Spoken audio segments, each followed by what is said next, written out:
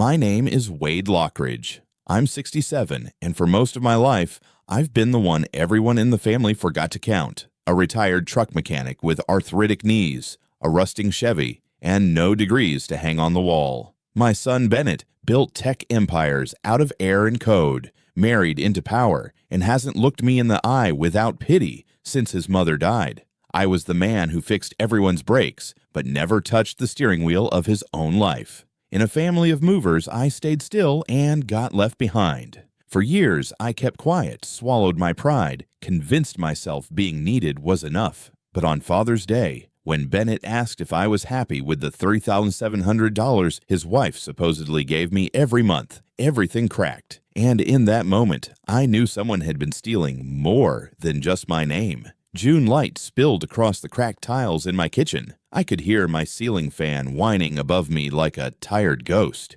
Bennett stood with his back to the window, fresh haircut, tailored jacket, no tie. His scent hit before his voice did. Spice and cold metal. He placed a small, wrapped gift box on the table like it was some kind of olive branch. Then he said it. "Dad, Nora's still giving you the $3,700 every month, right? Just making sure you're all set." Just like that. Like he was checking if I had enough ketchup in the fridge. My fingers twitched against the side of my mug. Not from shock, from fury, from the kind of betrayal that crawls slow under your skin. I didn't speak. Didn't have to. My silence spoke louder than the coffee maker dripping behind me. Bennett looked confused, his brow pinched slightly but not from guilt. He was scanning for an explanation. "Wait, are you saying you haven't been getting it?" "I've been living off canned soup and a busted pension," I said, voice dry. "The only check I've seen is the one I wrote to fix the damn boiler." Then the door opened. She entered. Nora Whitcomb Lockridge. Ice blue dress. Designer heels. Glossy hair twisted up like a threat. She smiled like she hadn't just walked into a minefield. "Oh, Wade," she said, stepping lightly across the room. "You know I've been sending it. Maybe you just missed it. You do get confused sometimes." She sat down across from me, all charm and powder and lies. Bennett looked between us like he'd just stepped into someone else's marriage. I leaned forward. "If I'm confused, Nora, then explain how my bank's never seen a dollar from you in 8 months. She blinked. Too slow. A beat missed. "I'll call the bank later," she said, lifting her phone. "I'm sure it's just a technical thing. You know how wires can get misrouted." I didn't reply. Just watched her closely, like a hunter measuring the stillness before a storm. That afternoon, after they left with their fake smiles and hollow hugs, I walked to the fence behind my garage. My old mailbox was there, rusted, half-hinged, but still locked. I pried it open with a flathead. Inside, one envelope, no return address, just my name in red ink. Inside, a single sheet of paper. "Don't dig, Wade. Some things should stay buried." I looked up. The alley was quiet. No cars, no wind, but I felt it. Eyes. Someone watching. Someone waiting. I went back inside, locked the door, drew the curtains. No more silence. No more pretending. I picked up the phone and called someone I hadn't spoken to in years. "Miriam," I said, "you still know how to dig up bank records without making noise?" Her voice on the other end. "Jesus, Wade, what did you step into?" I looked at the envelope again. "Hell," I said, "and I'm not walking out of it without the truth. If Nora's been lying to my son, what the hell else has she buried?" Houston was humid that morning, the kind that sticks to your skin and makes everything feel heavier than it should. I drove with the windows down anyway, the old Chevy groaning at every stoplight, engine whining like it wanted to die somewhere quiet. Miriam's apartment was on the east side. No name on the buzzer, no digital footprint, just like she liked it. She opened the door in a gray tank top, no makeup, hair tied back. Her Glock was on the kitchen counter next to a bowl of oranges. "You look like hell," she said. "Feel worse. You bring coffee. Bring betrayal." I dropped the envelope onto her counter. Red ink. One line. Her eyes flicked across it. Hell of a welcome card. Then I handed her the bank receipts. All I'd been able to pull from my end. Scanned paper statements, account summaries, a printed email from Nora's assistant saying the payments had been executed. She didn't speak, just pulled out her tablet and started running searches. Lines of code scrolled. The fan above us creaked. Somewhere outside, a siren screamed. 10 minutes later, she turned the screen toward me. "The money came out of Bennett's trust account," she said.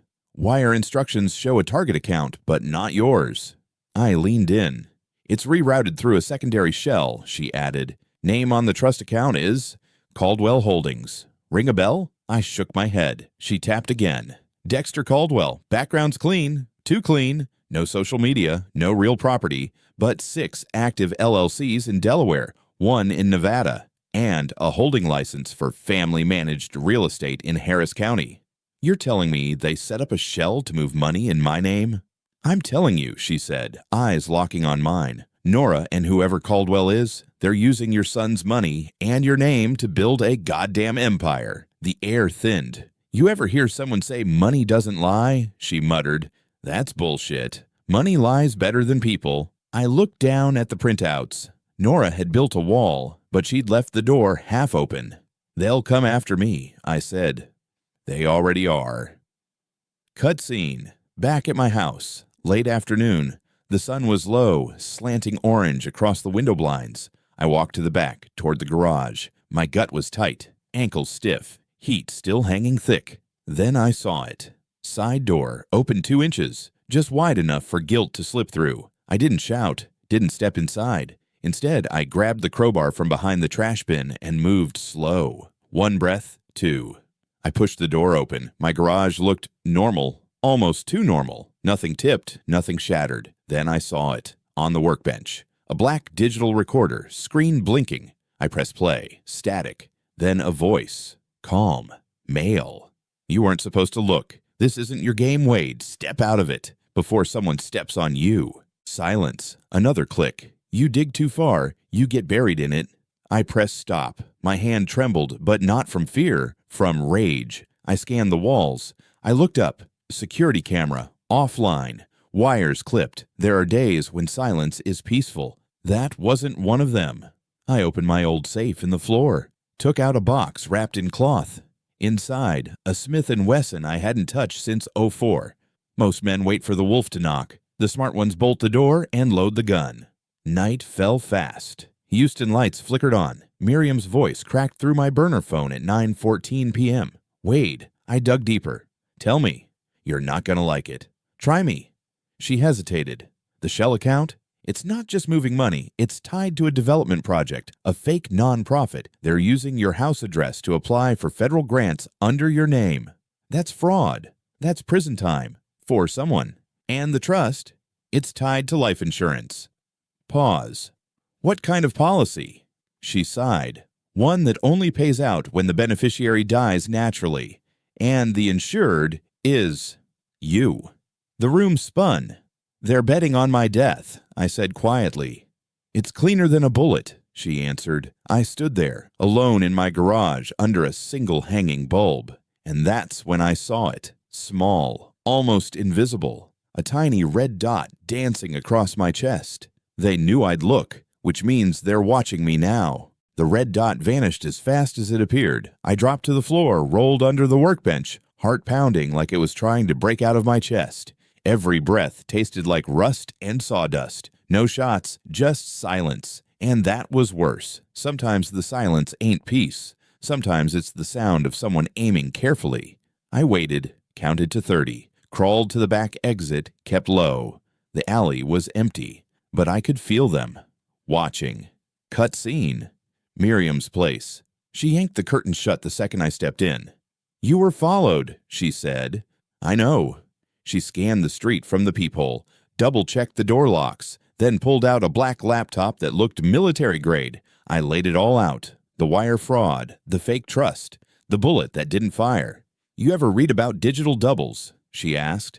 "Clone an ID, use it for real estate, fraud, even voter access. They built one under your name, Wade. Nora didn't just steal your money, she's stolen your existence." "You saying I don't exist?" "I'm saying legally. You're about 3 months from being declared mentally unfit." My stomach dropped. "Under Texas elder law," she added, "if a family member files for guardianship claiming mental decline, they can seize your assets, power of attorney, everything." She turned the screen to me. "Guess who applied for emergency guardianship last week?" There it was. Filed with Harris County. Nora Whitcomb Lockridge, signed, notarized. I stared at my name, but it wasn't me. "They're not waiting for me to die," I whispered. "They're making me disappear." Cutscene. That night, I drove to Bennett's office. 10 floors of glass, marble, and bullshit optimism, the kind of place where no one sweats. His assistant tried to stop me. I didn't let her. I walked straight into his corner office. He looked up, startled, but not surprised. "Dad." "Don't you dare," I snapped. "Don't you dare call me that unless you plan on acting like it." He closed his laptop, took a breath. "Have you been drinking?" "No. But apparently I've been dying. Slowly, conveniently. Right on schedule." I dropped the guardianship file on his desk. He didn't even flinch. "You don't understand the full picture," he said. "Try me." He stood, poured a drink. "Neat. Always neat. You've been declining. Since Mom died. I've seen it. Nora, she's worried. Worried enough to commit wire fraud, identity theft, to erase me from my own bank account. You're being dramatic." "Damn right I am. You know why? Because I buried your mother with my hands. Because I held this family up when we had nothing. And now I've got a daughter-in-law who's treating my death like a spreadsheet." He turned away. "That guardianship?" I said. "That's a business move." He didn't answer. People don't betray you all at once. They drip it in small doses until it floods you. I left, drove home, but made 3 extra turns. 1 U-turn, parked 2 blocks away. Still saw the SUV. Same one. Tinted windows. Still engine. I didn't go inside. I went around back. Garage window cracked open. Lights were on inside. Someone had been there. I reached for the crowbar behind the shed. Slid into the dark. Footsteps creaked above. Attic. I waited at the base of the ladder, breathing shallow. Click. A soft creak of wood. A face leaned down into the hatch. Not Nora. Not Dex. Bennett. He froze when he saw me. "What the hell are you doing in my house?" I growled. He didn't answer right away. Then quietly, "I didn't know." "You didn't know what?" "That they were tapping the garage camera, the mic inside the kitchen clock, that they've been recording your calls, watching everything." "You're lying." "I wish I was." He stepped down slowly. "There's something I haven't told you. Something about Mom's death." I felt my spine lock up. "What are you saying?" "She wasn't sick, Dad. She didn't just fall." Then he pulled something from his jacket. A USB drive. "They erased the hospital report, but I found this. It's time you saw it." I took it with shaking hands. "What's on here?" His voice dropped to a whisper. "The last 15 minutes of her life. You mess with my family, I bury you in the truth." The USB sat in my hand like it was radioactive. Small, silent, loaded. Bennett didn't stay. He walked out without another word, like a man too afraid of what he'd started. I slammed the garage door shut, locked the bolts, drew the blinds. I didn't sit. I didn't think. I plugged it in. A password prompt appeared, 1 word. I tried my wife's birthday. No. Then her name. No. Then it hit me. Our song. She used to hum it while brushing her hair. I typed the first word. Click. The folder opened. Inside, video. 1 file, dated 2 days before she died. I hit play. Hospital room, blurry. Sound low. She was awake, breathing shallow. IV in her arm. Nora stood at the foot of the bed, smiling. "I told you, Margaret," Nora's voice said, calm, controlled. "You should have signed the papers." My wife looked at her, eyes sharp. "You think Wade won't find out?" Nora leaned in. "Wade's a sentimental fool. He'll bury grief in silence." Then Nora turned to someone off camera. "Do it." A hand reached toward the IV. The video cut out. Silence. Just the sound of my own breathing. I drove. Didn't tell Miriam. Didn't call Bennett. Drove straight to the one place I hadn't been since the funeral. Storage unit 14. It took me 15 minutes to find the key. Another 5 to pry the damn door open. Inside, nothing but a piano and a dresser. Both hers. I broke the dresser open. Found old letters. Bank stubs. Photos. But the piano. That's where I found it. Under the keys. Hidden in the frame. A rolled document sealed in wax. I opened it. A deed. The original deed to our house. Signed by her. Notarized. With a clause handwritten at the bottom. If anything happens to me, this property shall never pass to Nora Whitcomb or any bloodline thereof. Date: 2 weeks before her death. She knew. I took everything. Drove back to Miriam's. We scanned the documents. She copied the video, uploaded it to a cold drive. We sat in silence. I've seen murder cases, Miriam said. But that woman, she's a different kind of monster. Legal, surgical, clean. I stood. We're not going to the police, I said. She looked at me. Why? Because they'll bury it. Or worse, call it conspiracy. She nodded once. You have a plan? We go loud. All of it. At once. Cut scene. We set the trap. The live stream was scheduled for 7:30 p.m. An anonymous link sent to local media, to Bennett, to Nora. We chose the bar where I used to play on Fridays. Dim lights, old speakers, still reeked of whiskey and betrayal. The USB plugged into the sound system. One button, one truth. Miriam sat by the door, Glock under the table. I stepped on stage. My hands didn't shake. I took the mic. For anyone listening, my name is Wade Lockridge. My wife died 5 years ago. I was told it was natural. It wasn't. Click. The video played. Nora's voice. My wife's face.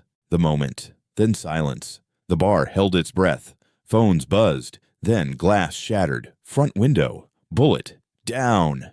Miriam screamed. Gunshots tore through the wall. 3, maybe 4. I dove behind the bar. My ears rang. Smell of gunpowder. She returned fire. 2 shots. Heavy. Screams outside. Tires screeching. By the time we stood again, the SUV was gone, but we were still breathing. The bar owner stormed in, shouting, but I didn't hear him. Miriam checked the live stream. Over 3,000 views. Downloads confirmed. The truth was out. You okay? She asked. I looked at the bullet hole in the wall, dead center of where I'd stood. I've been okay too long. That was the problem. Outside, the sirens wailed, late as usual. I tightened my grip on the file folder. Now the whole damn city knows, Nora. Let's see you talk your way out of this. They missed. Whoever fired through that window last night missed. But that wasn't the win. The win was the number. 374 viewers and climbing. The truth was out. And in this country, if the court won't listen, sometimes the crowd will. Miriam didn't sleep. She was already at the table by the time I got up, files spread across her laptop, coffee untouched. She looked up. You sure you're not dead yet? Ask me tomorrow.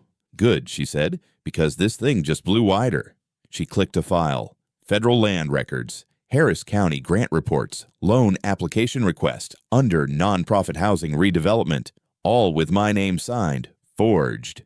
Jesus. That ain't the worst of it, she said. Caldwell's using your name as the executive board signatory on a project tied to over $5.2 million in revolving loans. I blinked. They're laundering through government grants. Smart. Hard to trace. Harder to pin. But you just poked the bear in front of the city. I stood. My hands were shaking, and I hadn't even touched caffeine yet. How do we shut this down? You want shut down, she said. We need proof that leads to prosecution. Like what? Like a direct link between Nora and Caldwell, a meeting, a transfer, something not buried in offshore shells. Cutscene. That evening, I returned to the house. Not alone. Miriam waited in the car. Engine idle. I went in through the back. Kitchen untouched. Blinds still drawn. Air thick, like something had died and forgot to rot. I moved to the piano. It sat like it always had. Oak. Heavy. Slightly out of tune. But not empty. I flipped the bench. Underneath the cushion, exactly what I remembered. A thin panel screwed in. I pried it loose. Inside, an envelope. Her handwriting on the front. To Wade. If you're reading this, I'm sorry. I opened it. Documents, photocopies, letters. A signed will. Amended. One signature stood out. Dexter Caldwell. They knew each other. My wife had met him before she died. Trusted him. The dates matched. Weeks before her fall. She'd been on to them. And now I had the thread. But it got worse. The final page. A contract draft. Never filed. Agreement to transfer our home into a private family trust. Nora's name in bold. My wife had never signed it, but her name was printed at the bottom. Typed. Miriam's voice crackled through my earpiece. Movement. Wade, you've got company. My spine stiffened. How many? 3. One headed to the porch. You've got 30 seconds. I grabbed the envelope, stuffed it inside my jacket, moved to the side window, saw them, one at the door, two watching the perimeter. Garage, I whispered. Go. I slid out the back, ducked under the low beam, moved through the alley. Flashlight beam swung wide. Hey! I ran. Cutscene. We didn't go back to her place. Too hot. We went to the one person who owed me. Tremaine, former DA turned ethics lawyer, retired but not quiet. She opened the door with a frown and a pistol in her bathrobe. Wade Lockridge, thought you were dead. Close enough. She poured bourbon in coffee mugs and asked no questions. We gave her everything. USB, paperwork, video, letters. She read. Her jaw tightened. They're cooked. You think it'll stick? Stick? Hell, this is duct tape and nails, but you better move fast. Why? Because once the feds get wind of it, everyone scrambles to clean. You want to hit them hard, you go public. With teeth. Miriam leaned forward.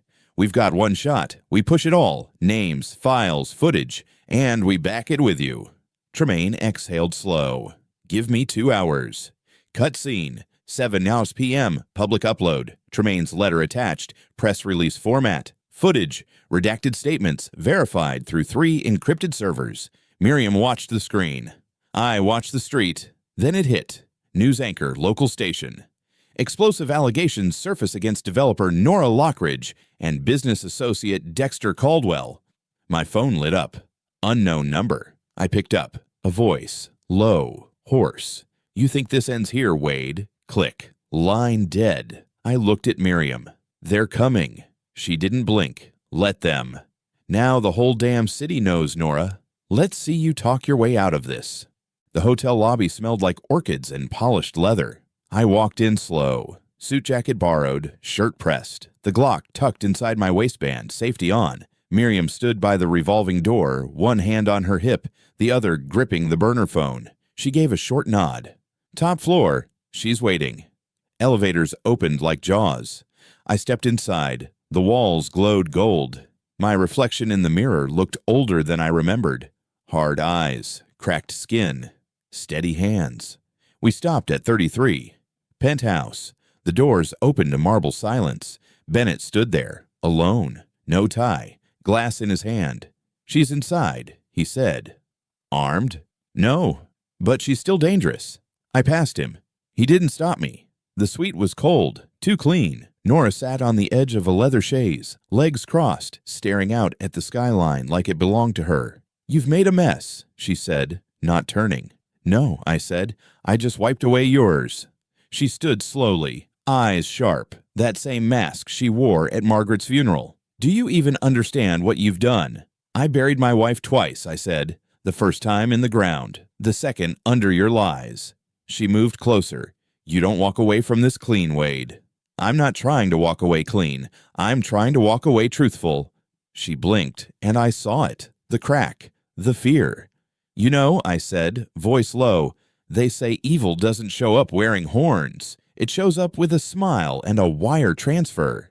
She went to speak, but the door burst open. 2 federal agents, weapons drawn. FBI, step back. Nora froze. Bennett entered behind them, said nothing, just watched her. Cut scene. 4 hours later, federal building, quiet conference room, paperwork everywhere. I gave my final statement, signed every page. Tremaine sat beside me. They'll offer her a deal, she said. She'll burn Caldwell to save herself. Will it stick? Enough to collapse the Shell Trust, enough to free your assets. The rest depends. I stared at the ceiling. You ever wonder how easy it is to erase someone? She nodded. Sometimes people don't disappear. They just stop being heard. Cut scene. 2 weeks later. News broke. Caldwell indicted. Nora named as co-conspirator. Fraud. Money laundering. Conspiracy to commit elder abuse. Local stations replayed the live stream. Talk shows dissected my life like it was fiction. But the noise didn't matter. I was back in my house. Alone. Peaceful. The piano still sat in the corner. I opened the bench. Took out Margaret's last note. One line I hadn't noticed before. Don't let the silence win. I sat. Played one low chord. Let it linger. Bennett came by that evening. No suit, no fake grin, just a man with his hands in his pockets and guilt in his eyes. He didn't ask for forgiveness. He didn't try to explain. He just sat across from me and said, "She loved you more than life." I nodded. She loved truth more. We didn't say much after that, but sometimes the silence means healing, not hiding. There's something I've learned through all this. People don't betray you because they hate you. They do it because they believe they'll get away with it. But truth is patient, and blood doesn't make you family. Loyalty does. So to anyone listening, if someone ever tries to take your voice, your name, your truth, take it back, because no one can erase you without your permission. She buried the truth. I dug it back up with my bare hands.